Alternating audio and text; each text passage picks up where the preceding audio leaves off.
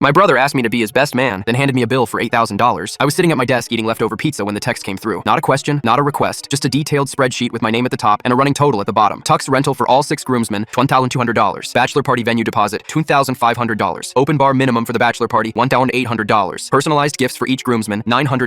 DJ deposit that he'd already put down, $1,600. Transportation for the wedding party, $1,000. The list went on. I stared at it for a solid minute. Sure, this was some kind of joke. Then I called him. Did you seriously just send me a bill? He laughed like I'd said something hilarious. Dude, you're the best man. This is what best men do. It's tradition. An $8,000 tradition? Come on, you're always complaining about having no money, but you've got that engineering job now. Stop being cheap for once and step up for family. That engineering job. The one I'd worked my tail off to get after 5 years of night school while working full time. The one that paid my $1,400 rent, my $600 student loan payment, my car insurance, utilities, and left me just enough to occasionally buy groceries that weren't ramen or canned soup. I'd been saving for 7 months to get my car fixed. The check engine light had been on since February. The brake pads were shot. I'd been putting off the $1,800 repair quote because I literally didn't have it. I can't afford $8,000, I said. I can cover some of it. Maybe $2,000 if I stretch. The line went quiet. Then his voice changed, got cold. Are you serious right now? This is my wedding, the most important day of my life. And you're telling me you can't be bothered to actually show up for me? I'm not saying I won't be there. I'm saying I can't afford it. Forget it. Just forget it. I'll ask someone who actually cares about family. He hung up. I sat there staring at my phone, that familiar knot forming in my stomach. The same knot I got every time my brother made me feel like garbage for having boundaries. 2 days later, Mom called. I could hear her crying before she even said hello. How could you do this to your brother? He's absolutely devastated. He had to ask his friend Chad to be best man instead. Do you know how humiliating that was for him? I tried to explain the money situation, how I'd offered what I could. She cut me off. Money? This is about money? Your brother has always been there for you growing up, and this is how you repay him? I almost laughed. Almost. The same brother who borrowed $500 from me 18 months ago and never paid it back? Who totaled my first car when he borrowed it in college and told me I was overreacting when I got upset? Who announced at Thanksgiving dinner that I was a loser for still renting an apartment at 29 instead of buying a house? Mom, I'm not paying $8,000 to stand next to someone who treats me like an ATM with legs. She gasped like I'd slapped her. That's it. You're uninvited. Don't bother coming to the wedding at all. Fine. I hung up. I blocked the family group chat immediately. Then I took that $1,800 I'd saved for car repairs and booked a weekend camping trip 3 hours north. Cabin rental, fishing license, enough groceries to actually eat well for once. The wedding was on a Saturday in June. I woke up in that cabin, made coffee on the little stove, and spent the morning fishing in complete silence. Around noon, I caught a decent-sized trout. I took a photo of me holding it, biggest genuine smile I'd had in probably 2 years, and posted it with the caption, "Best Saturday ever." My phone started buzzing immediately. Mom, my brother, Aunt Linda, cousin Jesse, all asking where I was, how I could do this, what was wrong with me. I ignored them all weekend. Turned my phone off Saturday night and didn't turn it back on until Monday morning when I was driving home. 73 text messages, 42 missed calls. I scrolled through some of them. Lots of, how could you, and you're selfish, and you've ruined everything. Then Monday afternoon, Chad called. I almost didn't answer. Dude, I don't know what happened between you and your brother, but I thought you should know the wedding was kind of a disaster. What do you mean? Well, apparently you weren't the only groomsman who couldn't afford his demands. 2 other guys backed out last minute. The bachelor party ended up being just me, him, and his college roommate at some bar because nobody wanted to pay $200 per person for the venue he'd picked. And he spent the entire wedding reception telling anyone who'd listen about how his own brother betrayed him. I didn't say anything. Chad continued. But here's the best part. He called me this morning and asked me to reach out to you. He wants you to split all the costs anyway since you were supposed to be best man originally. Says it's only fair since your backing out ruined his whole vision. So you should still have to pay for half of everything. I laughed so hard I had to pull over.